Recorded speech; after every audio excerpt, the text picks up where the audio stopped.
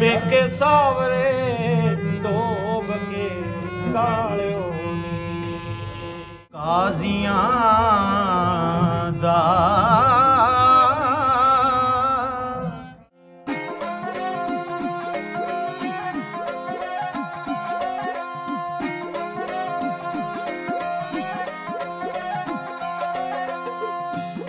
अस्सलाम वालेकुम। की हाल है मित्रों प्यारे ਤੁਹਾਡਾ मैं ਤੁਹਾਡਾ मित्र ਤੁਹਾਡਾ मेली ਤੁਹਾਡਾ बेली ਤੁਹਾਡਾ ਸਭ ਦਾ ਸਾਂਝਾ ਆਬਦ ਜਿਹਾ ਤੁਹਾਡੇ ਨਾਲ ਤੇ ਤੁਸੀਂ ਸਾਡੇ ਨਾਲ ਜੁੜੇ ਹੋਏ ਹੋ ਵੇਖ ਪੰਜਾਬ ਟੀਵੀ ਦੇ ਰਾਹੀਂ। ਤੇ ਅੱਜ ਅਸੀਂ ਇੱਕ ਐਸੀ ਧਰਤੀ ਤੇ ਮੌਜੂਦ ਆ ਜਿੱਥੇ ਇੱਕ ਬਹੁਤ ਵੱਡੇ ਸ਼ਾਇਰ ਨੇ ਜਨਮ ਲਿਆ। ਸਾਨੂੰ ਇਤਿਹਾਸ ਦੀਆਂ ਬਹੁਤ ਸਾਰੀਆਂ ਕਿਤਾਬਾਂ ਦੱਸਦੀਆਂ ਨੇ ਕਿ ਪੀਰ ਵਾਰਿਸ ਸ਼ਾਹ ਹੋਰਾਂ ਨੇ ਸ਼ੇਖੂਪੁਰੇ ਦਾ ਇੱਕ ਕਸਬਾ ਜੰਡਿਆਲਾ ਸ਼ੇਰ ਖਾਂ, ਇੱਥੇ ਉਹਨਾਂ ਦਾ 1722 ਦੇ ਵਿੱਚ ਜਨਮ ਹੋਇਆ। पर इन्होंने हीर जी है वो मलका हाजरा की लिखी, हीर की वजह तो शोहरत पाई उन्होंने। अज असी इस सोहनी धरती से मौजूद हाँ जिथे उन्होंने तदफीन हुई है। आओ फिर तुहानू इस सारे मज़ार का विजिट भी करवाने तो बाकी जिहड़ा इत्थों का सुखन है वारिस शाह होरां दा वो भी तुहाडे नाल साझा करांगे। अज मैनू लगता है कि अंदर बहुत सारे जिहड़े फकीर लोग ने, बहुत सारे जिहड़े अल्लाह वाले लोग ने, बहुत सारे वारिस शाह होरां दे नाल प्यार करने वाले जोड़े लोग ने वो अज इतने मौजूद होंगे। तो कुछ पिछों ऐसे भी ने जोड़े हीर पढ़ते हैं, अपने अंदाज पढ़ते हैं। हर बंदे की अपनी फीलिंग है, हर बंदे का अपना अंदाज है। असी कोशिश करांगे कि तुहाडे नाल कुछ अंदाज जोड़े ने साझे किए जान तां जे तुसीं भी साडे तरह सुरीले च होवो, तुहाडे कन्न जोड़े ने वो जरा मिठे हो। आओ फिर आपां वारिस शाह के दरबार से चलते हैं।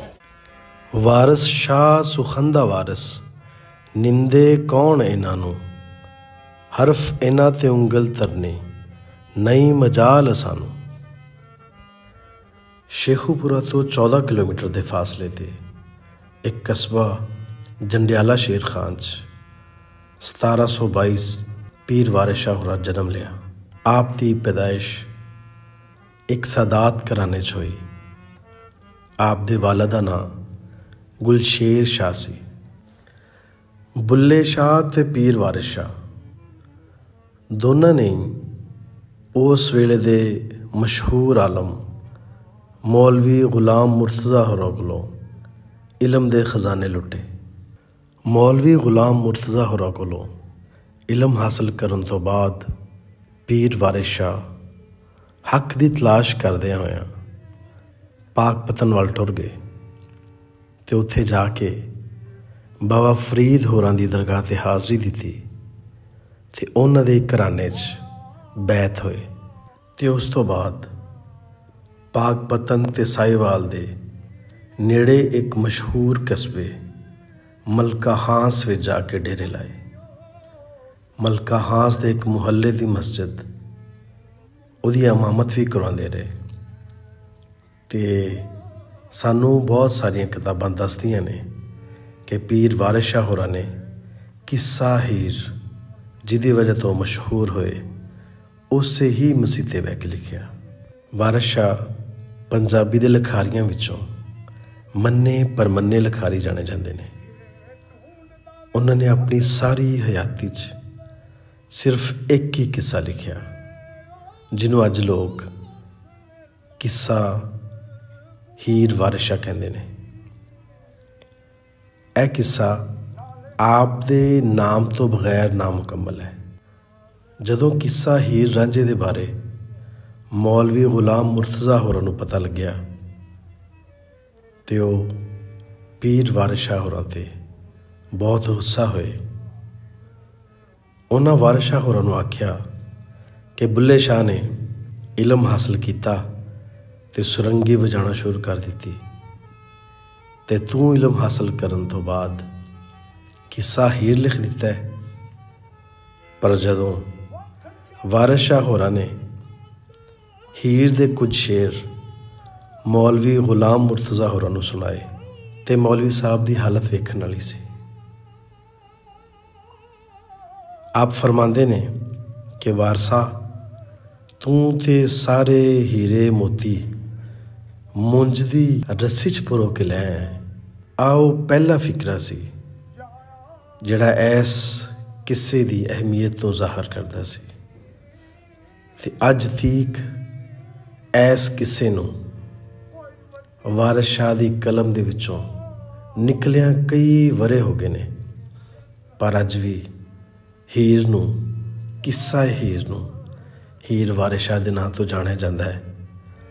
ਹਾਲਾਂਕਿ ਇਹਨਾਂ ਤੋਂ ਪਹਿਲੇ ਬਹੁਤ ਸਾਰੇ ਲੋਕਾਂ ਨੇ ਹੀਰ ਲਿਖੀ, ਲੋਕਾਂ ਨੇ ਹੀਰ ਪੜ੍ਹੀ ਵੀ, ਪਰ ਹੀਰ ਨੂੰ ਵਾਰਿਸ ਸ਼ਾਹ ਦੇ ਨਾਮ ਦੇ ਨਾਲ ਜੋੜ ਦਿੱਤਾ ਗਿਆ।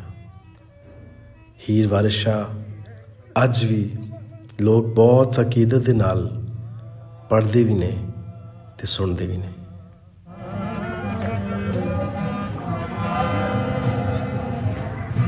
ਹੀਰ ਆਖਿਆ ਇਸ਼ਕ ਦੇ ਰਾਹ ਪਾਉਣਾ,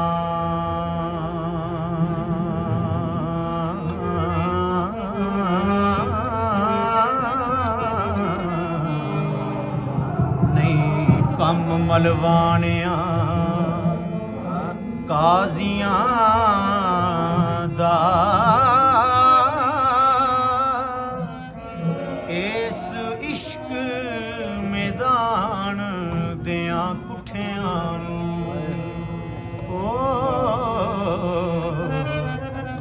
ਦੁਆ ਮਿਲੇ ਸ਼ਹੀਦਾਂ ਤੇ ਗਾਜ਼ੀਆਂ ਦਾ।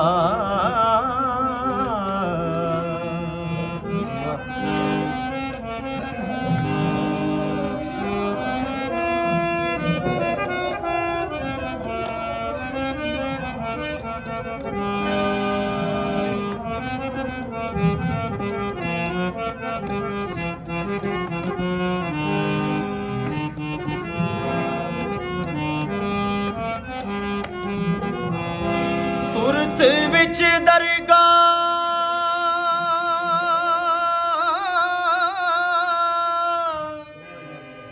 ਕਬੂਲ ਹੋਵੇ,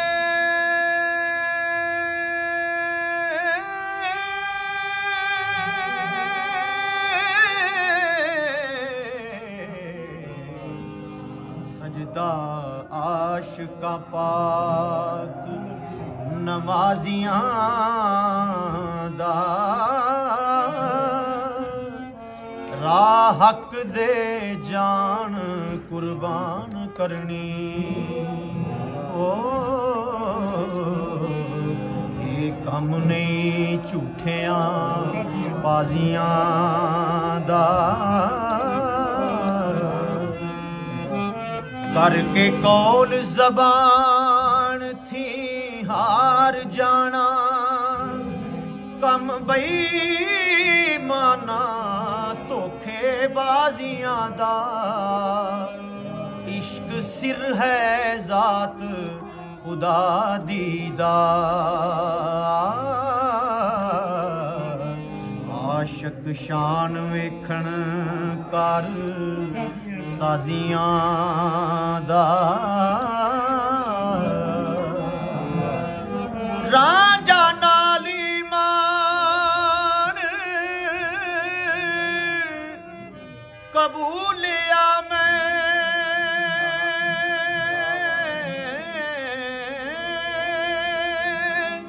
किसा तम कर दूर दराजियां दा।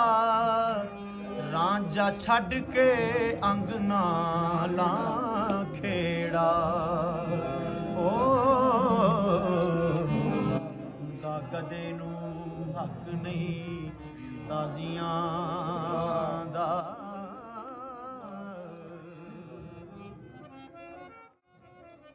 मित्रों प्यारिओ, ਅਸੀਂ ਉਮੀਦ ਕਰਨੇ ਆ ਕਿ ਅੱਜ ਦੀ ਵੀਡੀਓ ਤੁਹਾਨੂੰ ਬਹੁਤ ਵਧੀਆ ਲੱਗੀ ਹੋਵੇਗੀ। ਅਸੀਂ ਕੋਸ਼ਿਸ਼ ਕਰਾਂਗੇ ਕਿ ਅਗਲੀ ਵੀਡੀਓ ਅਸੀਂ ਉਸ ਥਾਂ 'ਤੇ ਜਾ ਕੇ ਬਣਾਈਏ ਜਿੱਥੇ ਵਾਰਿਸ ਸ਼ਾਹ ਹੋਰਾਂ ਨੇ ਬਹਿ ਕੇ ਹੀਰ ਲਿਖੀ।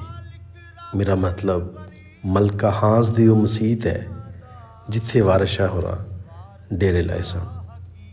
ਇਹਦੇ ਨਾਲ ਹੀ ਅੱਜ ਦੇ ਪ੍ਰੋਗਰਾਮ ਨੂੰ ਮੁਕਾਉਂਦੇ ਹਾਂ।